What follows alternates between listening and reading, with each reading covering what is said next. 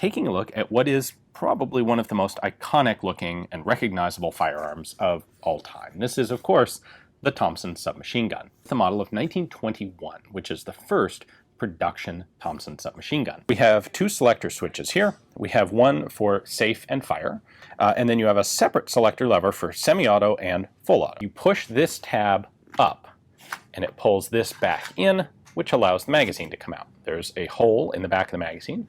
Note that there are also these two grooves cut in the magazine well itself. Those are for the drum magazines. The drum magazine held 50 rounds, and there is a clock-style spring inside here that you then wind up. For a 1921 model, you'd wind 11 clicks. When you pull the trigger, that sear drops, which allows the bolt to go forward, locks, fires, cycles back, and etc. There's your firing process.